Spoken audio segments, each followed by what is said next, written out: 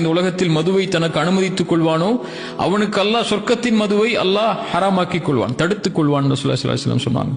3 முறை ஒரு மனிதனுக்கு வாய்ப்பு கொடுக்கப்பட்ட பிறகும் மதுவை மீண்டும் மீண்டும் அவன் அருந்தி 3 முறை பாவ மன்னிப்பு கேட்டதற்கு பிறகும் மதுவை அருந்தினால் அல்லாஹ் நரகவாதிகளுடைய ஷீலை அவனுக்கு கொடுப்பதற்கு அல்லாஹ் தன் மீது கடமையாக்கிக் கொள்கிறான் ரசூலுல்லாஹி ஸல்லல்லாஹு அலைஹி வஸல்லம் சொன்னாங்க. ஏன் அப்படின்னா, மது ஒரு சமூகத்துக்குள்ள நுழையுதுன்னா அந்த சமூகம் அழிஞ்சிரும். எதுல அழியும்னா நோக்கத்தில் அழிஞ்சிரும். அந்த சமூகத்துக்கு ஒரு நோக்கம், ஒரு குறிக்கோள், ஒரு லட்சியம், ஒரு நீதிக்காக, ஒரு அநீதத்துக்கு எதிராக போராடக்கூடிய எந்த குணமும் அவனுடைய உள்ளத்தில் இருக்காது.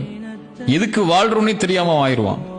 அதனாலதான் அல்லாஹ் குர்ஆன்ல சொல்லும்போது வலா தகூனு கல்லதீன நஸ்ஸுல்லாஹ் ஃபஅன்ஸாஹும் அன்ஃபுஸஹும் உலாயிக ஹுமுல் ஃபாசிகூன். கரெக்டா? உலாயிக ஹுமுல் ஃபாசிகூன். நீங்க அல்லாஹ்வை மறந்தவர்கள் ஆகிராதீங்க, ஆயிட்டீங்கன்னா உங்களையே நீங்க மறந்துடுவீங்கங்கறான். அல்லாஹ்வுடைய கட்டளையில அல்லாஹ் தடுத்த இந்த விஷயத்தை எவன் ஒருவன் செய்ய ஆரம்பிக்கிறானோ, எந்த ஒரு சமூகம் செய்ய ஆரம்பிக்குதோ அந்த சமூகம் தன்னையே மறந்துடும். உலாயிக ஹுமுல் ஃபாசிகூன். அவங்க தான் பாவிகள் அல்லாஹ் ரப்பல் ஆலமீன் சொல்றான்.